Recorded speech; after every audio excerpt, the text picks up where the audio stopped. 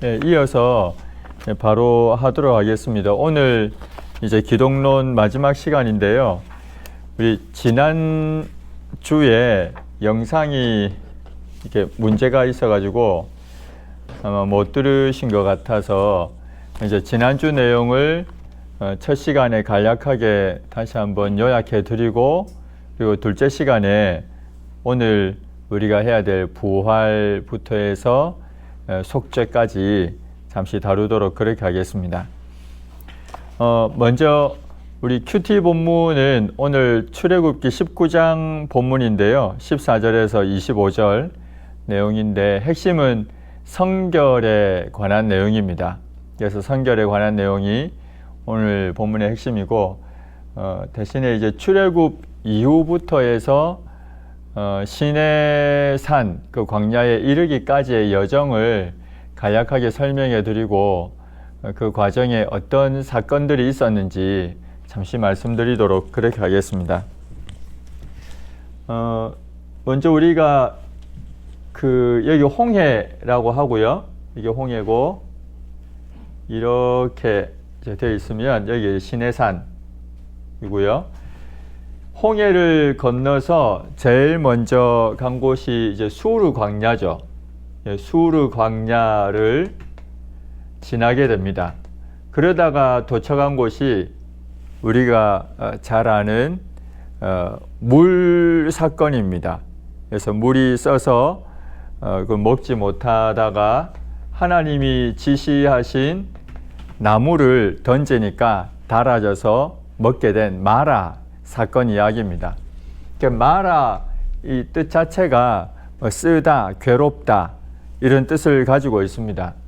근데 이 마라 사건에서 중요한 건 뭐였냐면 순종입니다. 여기에서 핵심은 쉽게 말하면 그 나무 자체에 어떤 효능이 있는 것이 아니라 하나님이 지시하신 나무를 모세가 하나님의 말씀을 믿고 그것을 물에 던졌기 때문에 물이 달아진 것입니다.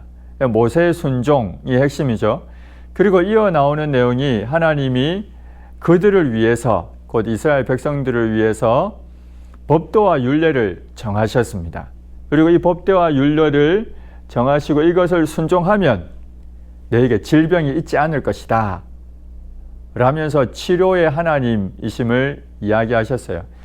질병은 죄로 인해서 나타난 이 고단한 인생 가운데 있는 게 질병이잖아요. 우리가 배웠던 것처럼 우리의 고단한 인생 가운데는 질병도 있고 고통, 다양한 것들이 있습니다. 근데 이 질병이 없어진다고 얘기했는데 어떻게 하면 없어지느냐? 순종하면 이게 조건입니다. 그래서 여기에 핵심은 순종입니다. 법도와 윤리를 정하시고 순종하게 됐다는 것이 말하고, 얼마 안 가서 약 10km 정도 더 가면 엘림이라는 곳이 있습니다. 이 엘림이라는 곳에는 12샘 그리고 70그루의 종려나무가 있는, 쉽게 말해서 하나님이 예배해 주신 풍요로운 장소라고 봅니다. 그래서 마라의 쓴물을 경험했던 이들이 이제 단물로 먹었지만 얼마 지나지 않아서 하나님이 예비하신 풍성한 그 자리에 도착하는 장면이 엘림입니다. 지나서 나온 이제 광야가 또 하나 더 있습니다. 이 광야를 신광야 이렇게 부릅니다. 신광야. 신광야가 있는데, 신광야를 지나면서 어떤 사건이 있는가 하면 우리가 잘 아는 만나와 메추라기 사건이 나옵니다. 만나와 메추라기. 신광야에서 이제 만나와 메추라기 사건인데, 먹을 것이 없어서 원망하거든요. 백성들이 먹을 것이 없어서 원망을 하고는 우리가 애굽에 있을 때가 더 좋았다 이렇게 막 원망을 하기 시작합니다. 그때 하나님께서 만나를 주시고 또 저녁에는 메추라기를 주십니다. 아침에는 만나가 있고 저녁에는 메추라기가 있게 돼요. 근데 이 메추라기는 민수기 11장에 보면 한 달 동안 주워 먹게 주셨다라고 표현합니다. 민수기 11장에 한 달 동안 이 메추라기는 주어졌다는 것을 알 수가 있습니다. 이게 어떻게 주어졌는가 하면 저녁에 이제 메추라기가 왔는데요.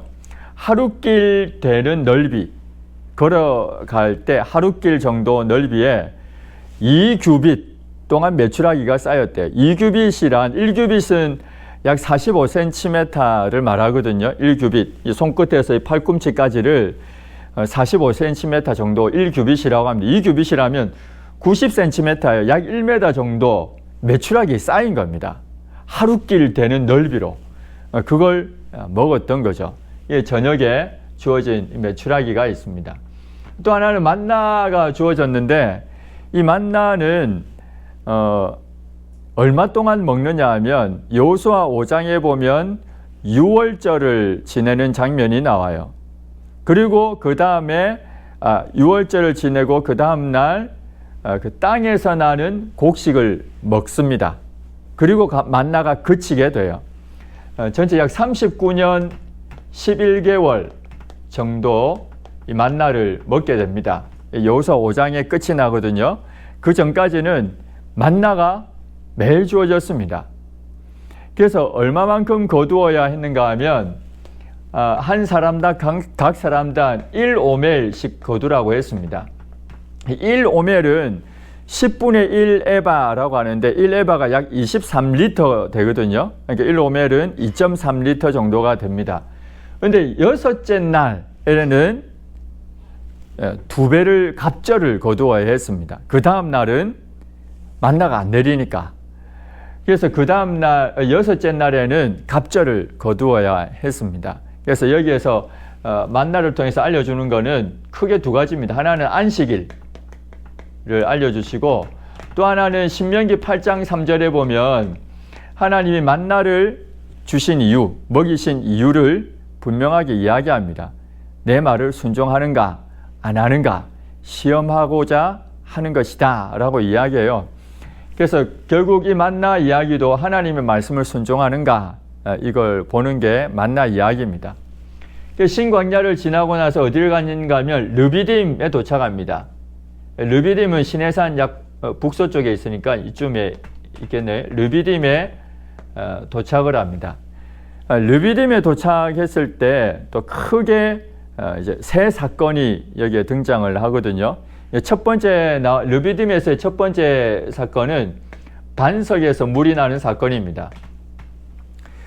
반석을 치니까 그 반석에서 생수가 흘러나온 사건이죠. 여기에도 물이 없어서 원망하는 것부터 시작을 해서 반석에서 물이 나게 됩니다. 그런데 고린도전서 10장 4절에 보면 이 반석에 대해서 뭐라고 이야기하는가 하면 너희가 따르는 반석에서 물을 마셨는데 곧 그리스도라고 이야기합니다. 이 따르는 반석, 물을 낸 이 반석을 사도 바울이 고린도전서 10장 4절에서 해석하기를 그리스도다라고 이야기해요.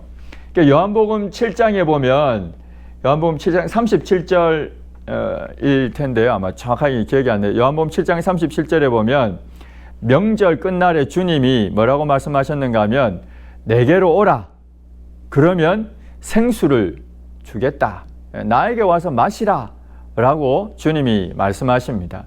곧 참된 생수를 어디에서 얻을 수 있느냐라고 할 때 예수 그리스도에게서 얻을 수 있다는 것을 이때부터 해서 이제 보여주고 있는 장면인 거죠. 그리고 또 하나의 사건은 전쟁입니다. 아말렉하고 전투하는 이야기입니다. 이 아말렉은 누군가 하면 에서 있죠. 야곱의 형 에서의 손자가 아말렉입니다. 그래서 그 이후부터 에서의 손자인 아말렉 후손들을 아말렉 족속들이라고 하거든요. 에서가 에돔 족속이잖아요. 근데 이 아말렉은 이 에돔 족속에서부터 떨어져 나왔습니다. 에돔 족속과는 또 다른 족속이 되어버렸습니다. 이 아말렉이. 근데 이 아말렉과 이 르비딤에서 전투를 해요. 이 특이한 것은 모세가 산에 올라가서 아론하고 훌하고 같이 올라가서 손을 들면 이기고 손을 내리면 지는 전쟁입니다. 사무엘상 17장 47절에 보면 다윗이 골리앗하고 싸우면서 전쟁은 여호와께 속했다라고 선포하거든요. 결국은 전쟁이 여호와께 속해 있음을 알려주는 겁니다. 그래서 여호와는 나의 깃발이다, 니시라는 이야기가 여기에서 나옵니다. 그래서 아말렉과의 전투에서 손을 든다는 표현은 기도한다는 것을 나타내는 것이고, 전쟁이 하나님께 속해 있음을 보여주고 있습니다. 여기 보면 아론도 있고 훌도 있잖아요. 훌이 누구냐면 유다 지파 중에 갈렙이 있는데, 갈렙의 아들이 훌이고요. 나중에 출애굽기 25장에 넘어서면 30장에 부살렐과 오홀리압이 나오거든요. 성막을 만들 때 일했던 사람, 이제 주도적으로 했던 사람 중에 한 명이 부살렐인데, 이 부살렐의 조부, 그러니까 할아버지가 훌이기도 합니다. 그래서 아론과 훌이 함께 모세를 돕는 장면이 여기에 나옵니다. 여호수아도 등장하죠. 전쟁에서 직접 싸웠던 사람은 여호수아입니다. 그런데 여기에 아말렉과의 전투에서 나중에 하나님이 내가 이 아말렉을 영원히 내가 대적하겠다라고 말씀하시거든요. 그래서 사무엘상에 가면 사울 왕이 아말렉을 무찌르는 장면이 나오고 다윗 왕이 아말렉을 무찌르는 장면도 나옵니다. 그러다가 역대상 4장에 보면 히스기야 왕 때 있었던 한 사건이 나와요. 그게 뭐냐면 히스기야 왕 때 시므온 지파가 아말렉을 완전히 무너뜨리는 장면이 나옵니다. 역대상 4장에 그 내용이 있습니다. 이 말씀대로 결국은 다 이제 이루어지게 되는 거죠. 그리고 또 하나의 사건은 무엇인가 하면 이드로입니다. 이드로는 모세의 장인이거든요. 모세의 장인이면서 미디안의 제사장입니다. 미디안의 제사장이라는 말은 우상 숭배를 했던, 우상 제의를 드렸던 그 제사장이라는 말입니다. 하나님을 믿지 않고 우상을 숭배하는 그런 사람이다라는 사람인 겁니다. 이드로가. 그런데 이 이드로가 하나님이 하신 일을 들었어요. 그래서 어떻게 하는가 하면 자신의 딸이죠. 십보라라고 하는 자신의 딸, 원래는 이미 결혼해서 모세하고 십보라 사이에 게르솜하고 엘리에셀이 태어났는데, 이 게르솜하고 엘리에셀 또 십보라를 모세가 남겨두고 애굽으로 갑니다. 사실은 처음에 갈 때는 함께 갔어요. 그러다가 할례 문제 때문에 목숨이 위태한 지경에 이르게 되고 십보라가 이것이 할례 문제인 것을 이제 깨닫게 하는 장면이 있습니다. 아마 그것을 계기로 가족들은 남았던 것 같아요. 모세만 혼자 가고, 그래서 남아 있었던 모세의 아내 십보라와 두 아들 게르솜과 엘리에셀을 데리고 모세에게 찾아갑니다. 이드로가. 거기에서 이드로하고 모세가 만나서 장막에서 대화하는 장면이 나와요. 그 대화하는 장면에 보면 하나님이 우리를 어떻게 구원해 주셨는가, 우리를 어떻게 인도해 주셨는가, 이 모든 것을 모세가 상세하게 장인에게 설명을 해줍니다. 이드로가 이 모든 이야기를 듣고는 하나님을 찬송하죠. 그리고 하나님을 예배합니다. 번제를 드리거든요. 예배하고 함께 공동 식사를 합니다. 이 말은 한 공동체가 되었다는 의미예요. 곧 이드로가 이제 그때 하나님을 바로 깨닫고 믿게 된 겁니다. 그런 뒤에 이드로가 이제 제안하는 장면이 있어요. 모세가 이제 재판할 때 혼자서 계속 재판하니까 능력 있는 사람을 세우라라고 했습니다. 이 능력 있는 사람이란 어떤 사람을 말하는가 하면 하나님을 두려워하는 사람, 진실한 사람, 불의한 이익을 미워하는 사람, 이 사람을 능력 있는 사람이라고 성경 여기에서는 표현하고 있습니다. 그 사람을 세워라. 그래서 10부장, 50부장, 100부장, 1000부장을 세워서 이들로 재판하게 해라. 다만 모세 너는 뭘 해야 되는가 하면 중요한 일은 이제 네가 판단하라는 겁니다. 국가적으로 중요한 일. 또 하나 어려운 일. 이 어려운 일이란 백성들이 10부장에게 문제를 가져갔는데 해결을 못해요. 그러면 50부장에게 넘어가겠죠. 끝까지 해결을 못합니다. 어려운 문제. 이런 것은 모세가 담당하라는 겁니다. 모세는 중요한 일이나 어려운 일을 담당하고 나머지는 그들 이제 능력 있는 사람들 세운 그 사람들이 담당하게 하라는 그 이야기가 이드로의 제안이 있었고 그게 실행이 됩니다. 그리고 나서 이제 가는 곳이 르비딤에서 떠나서 어디가 시내 광야를 갑니다. 시내 광야는 시내산 남동쪽에 위치해 있거든요. 시내산 남동쪽에 위치해 있는데 시내 광야에 도착을 한 것이 출애굽기 19장부터 이야기입니다. 이때 떠난 때를 우리가 언제라고 이야기하는가 하면 아빕월이라고, 아빕월. 이 아빕월이라는 말은 정월이라는 말입니다. 정월. 1월인 거죠. 정월 아빕월 15일 홍해를 건넜잖아요. 앞에 6월절 14일 6월절이 있었고 15일에 건넜습니다. 1월 15일. 그러니까 쉽게 말해서 1월 15일 건넌 거죠. 1월 15일 건넜다가 시내 광야에 도착했을 때는 셋째 달이 되었다라고 표현을 합니다. 대철학자는 3월 15일이라고 이야기합니다. 아비월 3월 15일, 만 2개월이 걸려서 이제 이동을 한 거죠. 이 아비월이라는 이 명칭은 바벨론 포로 시대 이후로는 니산월이라고 부르기도 합니다. 그래서 성경을 읽다 보면 아비월도 나오고 니산월도 나오는데 같은 말입니다. 정월. 예. 포로 시대 이후로는 니산월이라 불렀고 그 전에는 아비월 이렇게 불렀습니다. 그래서 여기에서 홍해를 건너서 시내 광야까지 2개월 걸렸죠. 그리고 시내 광야, 이 시내 산에 머무는 기간은 약 11개월하고 5일이 됩니다. 11개월하고 5일 정도가 됩니다. 민수기 10장 11절에 보면 둘째 해 둘째 달 20날이라고 이야기하거든요.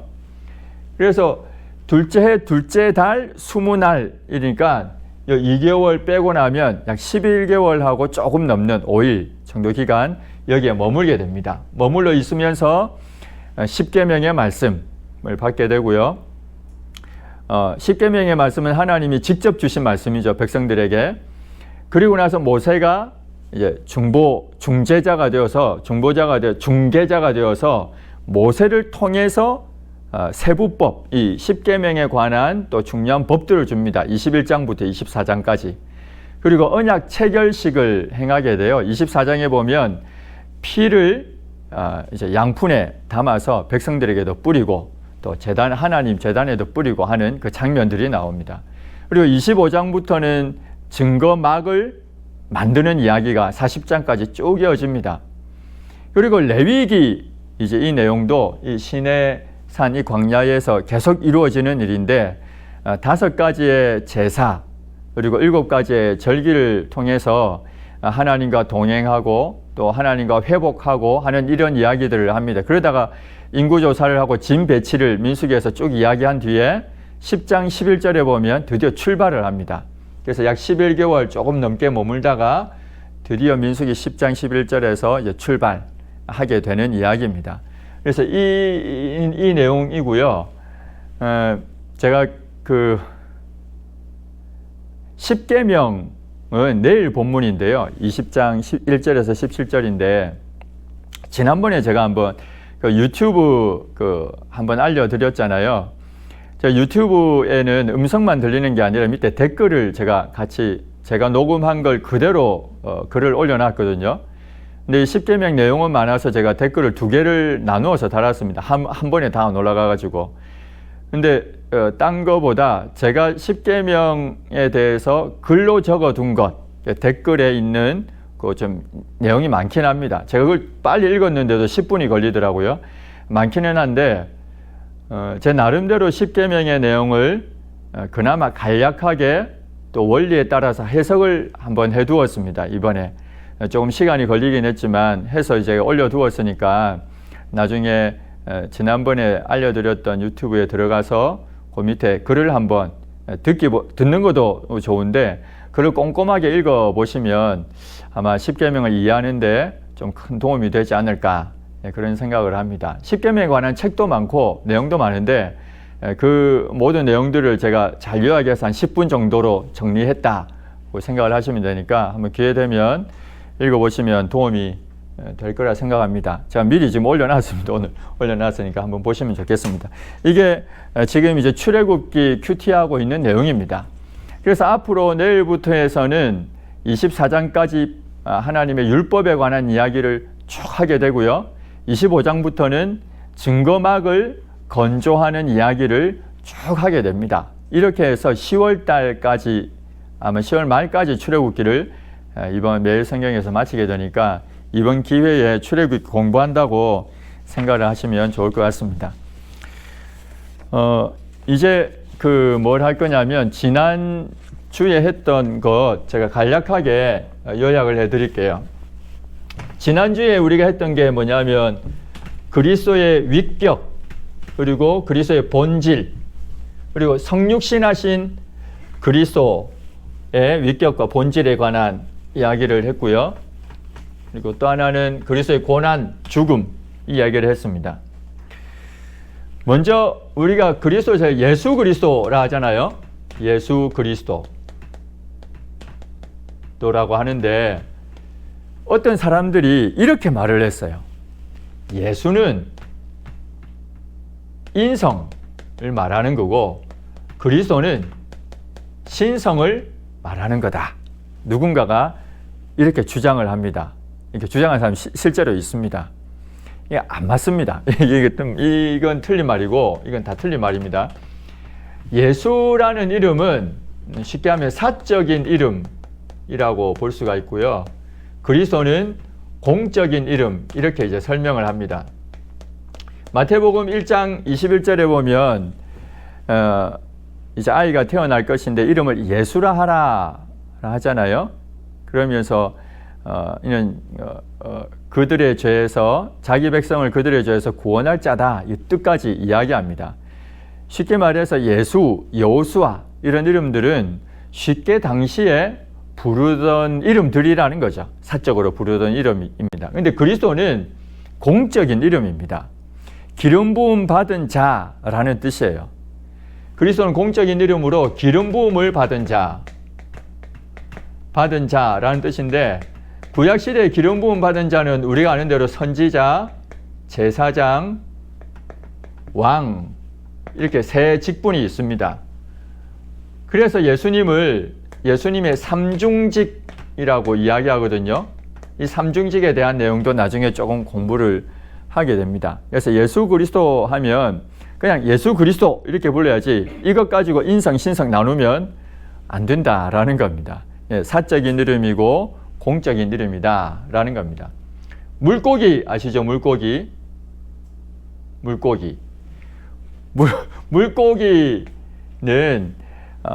이제 과거 초대교회 당시에 예수님 믿는다라는 표시를 하면 죽임을 당했어요. 고난을 당하고 박해를 당했습니다. 그런데 예수님 믿는 사람들끼리 서로 표시가 필요했잖아요. 그게 물고기 그림이었습니다. 왜냐하면 물고기는 그리스로 익투스라고 하거든요. 익투스라고 해서 이게 물고기라는 뜻입니다. 그런데 익투스가 어떤 약자로 쓰였는가 하면 예수 그리스도, 하나님의 아들, 구원자 이렇게 이제 쓰이는 겁니다. 그래서 예수 크리스토스, 데우 휘오스, 이 말은 하나님의 아들이라는 말이거든요. 여기는 조테오라고 해서 이것도 구원자라는 뜻입니다. 그래서 예수 그리스도 하나님의 아들 이렇게 이제 익투스를 표시를 했던 겁니다. 사실은 이게 신앙 고백의 내용이 되는 거죠. 예수 그리스도 하나님의 아들, 우리의 구원자입니다. 이게 예수님에 대한 신앙 고백의 내용이 됩니다. 당시에 박해 시대에는 이렇게 물고기 그림으로 표시를 했습니다. 요즘에는 이 물고기 그림이 잘 이제 사라졌지만 이전에는 이것으로 신앙을 고백하기도 했습니다. 예수님의 위격에 대해서 같이 한번 얘기를 해드리도록 할게요. 먼저는 그리스도의 위격에 대해서 생각을 해보면, 그리스도의 위격, 지난번에 우리 공부한 내용입니다. 성부 하나님, 성자 하나님, 성령 하나님이 있죠. 성부, 성자, 성령 하나님이 있는데 이 세 위격은 모두 하나님이시죠. 그죠? 지난번에 우리가 공부했던 기억나죠? 그래서 일체라고 했습니다. 신성으로서는 모두가 똑같습니다.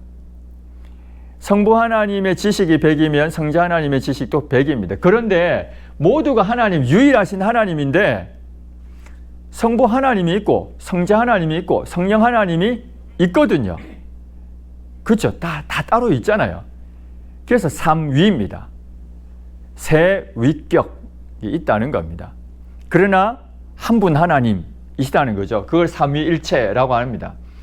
그런데 이 위격을 생각할 때 그리스도의 위격은 시편 2편 7편에 보면 7절에 보면 오늘날 내가 너를 낳았도다 라는 표현이 있습니다. 하나님께서 성부 하나님께서 성자 하나님을 낳았다라는 표현을 씁니다. 예, 출생이라고 했죠. 근데 이 낳은 것이 시간 안에 이루어진 것이 아니니까 영원 출생 이렇게 부릅니다.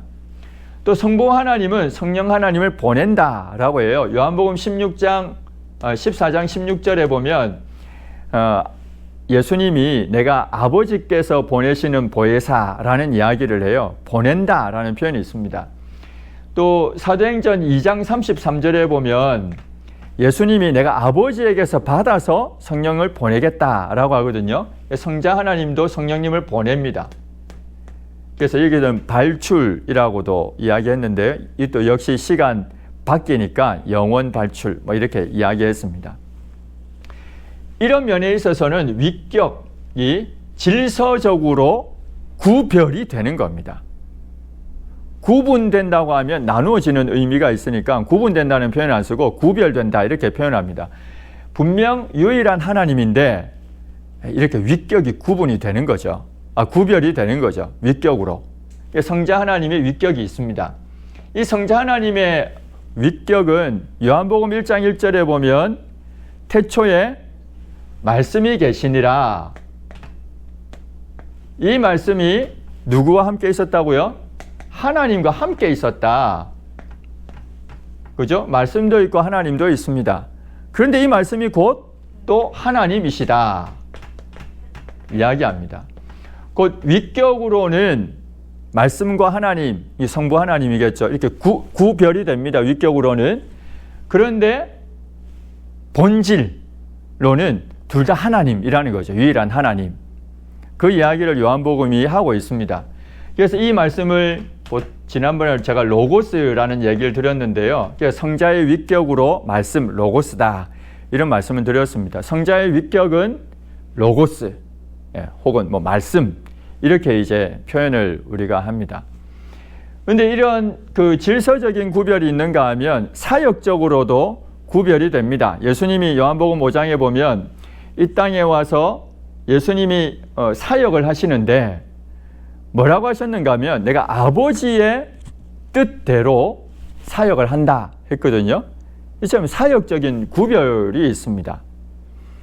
예수님이 세례 요한에게 세례를 받으실 때 하늘에서 음성이 들렸고 예수님은 세례 받는 장면에서 물에서 올라오셨고 성령 하나님은 비둘기같이 내려오셨죠. 사역에 있어서 이렇게 나타나게 되는 구별이 있는 겁니다. 그래서 위격의 구별은 분명히 있다. 삼위 하나님 사이에 성부 하나님, 성자 하나님, 성령 하나님의 구별이 분명히 있고 질서적인 면에 있어서 사역적인 면에 있어서도 구별이 있다. 그래서 위격에 대한 이야기를 했습니다.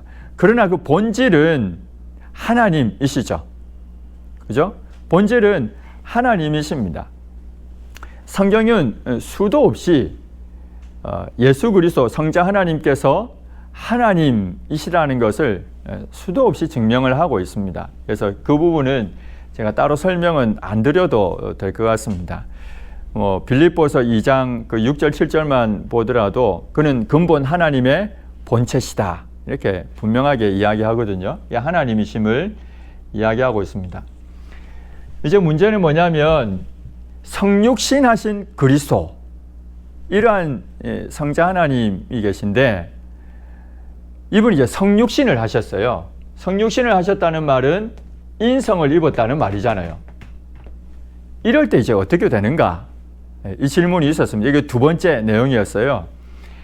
성자 하나님의 위격, 제2위 로고스로서의 그 위격이 인성을 입었습니다. 그런데 신성도 가지고 있죠. 하나님으로서의 신성. 그래서 하나의 위격인데 인성과 신성을 가지고 있다, 이 말입니다. 하나의 위격인데 신성도 있고 인성도 있다라는 거예요. 인성은 뭘 말하는가 하면 육체와 영혼을 말하는 거죠. 그죠? 육체와 영혼을 인성이라고 이야기합니다. 육체만 가지고 인성이라 하지 않고요. 영혼만 가지고 인성이라 하지 않습니다. 육체와 영혼을 가지고 있는 것을 인성이라고 이야기합니다. 그래서 성자 하나님은 성육신을 하시게 되면 하나의 위격인데 한 분 예수 그리스도가 보이잖아요. 하나의 위격이라는 겁니다. 그런데 두 본성, 신성과 인성을 가지고 있습니다. 그래서 어떨 때는 무리를 걷기도 하세요. 또 어떨 때는 오병이어의 이적을 행하기도 하십니다. 신성에 따라서 가능하다는 거죠. 그러나 또 한편 고난도 받으시죠. 또 한편 배도 고프고 이런 일들은 인성에 따라서 이루어지는 일들이다라는 겁니다. 쉬운 예로 재림에 관한 이야기할 때 마가복음 13장에서 아들도 모른다고 했거든요. 언제 이 때가 이르게 될지 아들도 모른다라고 할 때는 신성으로서 모른다는 의미는 아니잖아요. 신성으로서는 당연히 알죠. 그러나 아들도 모른다는 말은 인성으로서 모른다, 그런 말입니다. 그래서 우리가 한 위격이신 예수 그리스도께서 신성과 인성을 가지고 계신다, 이것을 잘 이해하면 성경에 있는 여러 구절들이 이해할 수가 있습니다. 쉽게 또 풀리는 부분이 많이 있습니다. 그렇게 해서 성육신하신 그리스도는 하나의 위격이지만 두 본성을 가지고 있다, 이 얘기를 했습니다.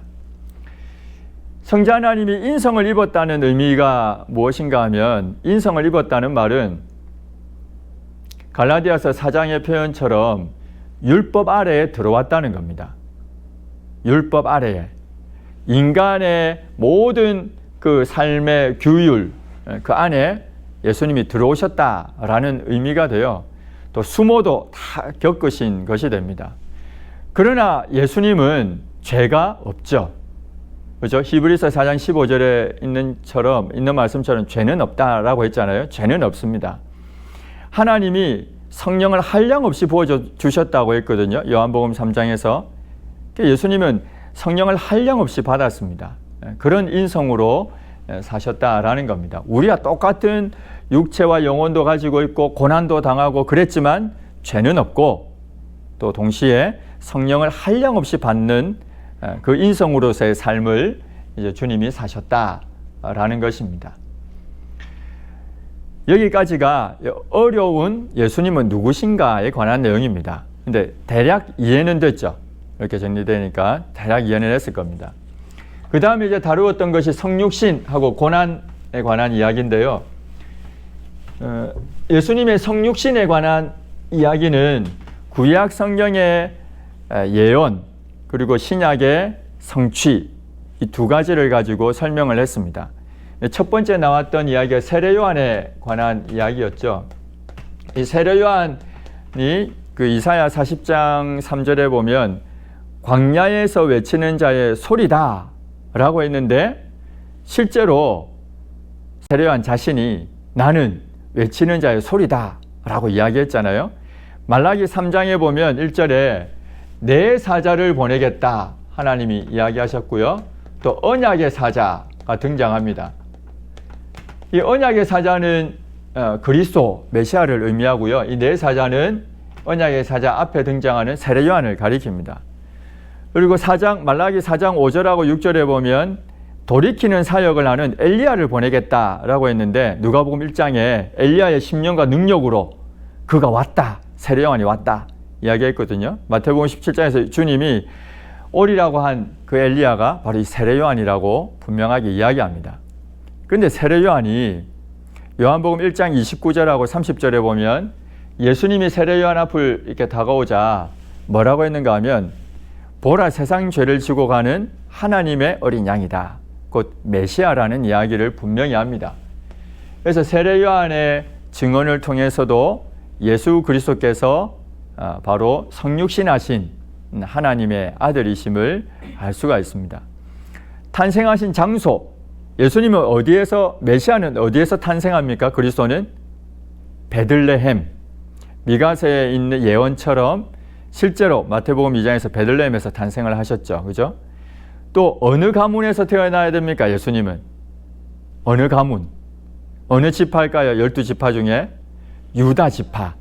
유다 지파 중에서도 다윗 자손으로, 다윗의 자손으로. 그래서 마태복음 1장 1절에 보면 아브라함과 다윗의 자손 예수 그리스도의 계보라라고 되어 있지만 실제 원어에는 아브라함보다 다윗이 먼저 앞서 있다고 했습니다. 순서상 다윗 후손 그리고 아브라함 후손 이렇게 나옵니다.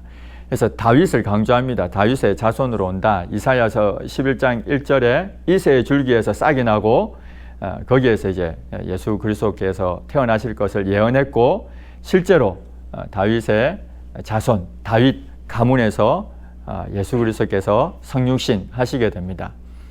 또 하나는 동정녀 탄생이죠. 이사야 7장에 보면 처녀가 잉태해서 이제 아들을 낳을 것이라 예언을 했고 그대로 마태복음 1장에 보면 동정녀 탄생, 성녀로 잉태된 것이 나타나게 됩니다. 이것이 성육신에 관한 내용이었습니다. 그럼 예수님의 고난에 대해서 이제 이야기해야 되는데요. 예수님이 이 땅에 성육신하는 그것으로부터 고난이 시작되었다고 이야기합니다. 성육신한 것을 비하라고 이야기하거든요. 그래서 이미 고난이 시작된 거죠. 전생애가, 이 땅에서 전생애가 고난의 생애다. 이렇게 보시면 됩니다. 예수님의 이 모든 이 고난, 이 전생의 고난 가운데 있었는데, 그 고난에는 다양한 것들이 많습니다. 다양한 고난들이 있었지만, 육체적인 고난도 있었고요. 근데 십자가상에서 그의 영혼이 받는 고난에 관한 이야기했습니다. 가상칠언 중에 네 번째로 하신 말씀이 엘리 엘리 라마 사박다니, 나의 하나님 어찌하여 나를 버리셨습니까? 라는 외침이었거든요. 끊임없이 하나님과 교제하셨던 성자 하나님 예수 그리스도께서 인간의 죄를 대신 짊어져서 하나님과 단절되는 그 영혼의 고통을 그 순간 토로하고 계시는 겁니다. 그래서 예수님은 우리 사람이 받는 모든 고난, 고통을 다 담당하셨다. 육체뿐만 아니라 영혼의 고통도 받으셨다라는 것이 고난에 관한 내용입니다. 이단에 대한 이야기들도 예수님에 관한 이단에 관한 이야기하면서 그게 나중에 교회사 때 아마 배웠을 수도 있는데요. 325년에 있었던 니케아 공의회가 있고요. 325년, 381년에 있었던 콘스탄티노플 공의회가 있고요. 그리고 451년에 있는 칼케돈 신조라는 것이 있습니다. 이 세 가지 니케아 신조 이렇게 나오는데 이 세 가지 내용은 모두 기독론에 관해서 정리를 한 것들입니다. 그만큼 초대교회는 기독론에 관한 이단들이 엄청 많았습니다. 아폴리나리우스 우리 공부했잖아요. 이 사람은 단성론을 주장했죠. 사람의 영혼 구분해서 영 대신에 로고스가 들어갔다. 신성이 들어갔다는 건 인성이 없다는 거죠. 이단으로 정죄하게 됩니다. 이 콘스탄티노플 이때. 뿐만 아니라 실제로는 몸이 아니라 환영만 보일 뿐이다. 이 도케티즘 이야기도 했는데 가연설. 그것도 이단으로 정죄됩니다. 이 니케아에 의해서 이때도 완전히 이단으로 정죄됩니다. 또 이 칼게돈 같은 경우는 두 본성, 두 위격을 가지고 있다 주장한 사람에 대해서 또 하나의 본성, 하나의 위격을 가지고 있다라는 사람에 대해서 이들을 정죄하고 신조를 이제 작성을 한 겁니다. 그래서 믿는 바 내용을 그 내용도 제가 그 강의 안에 있으니까 한 번 더 읽어보시면 기독론에 관한 내용이 아마 잘 정리되어 있는 신조라고 생각을 합니다. 여기까지가 지난주에 우리가 공부했던 내용입니다.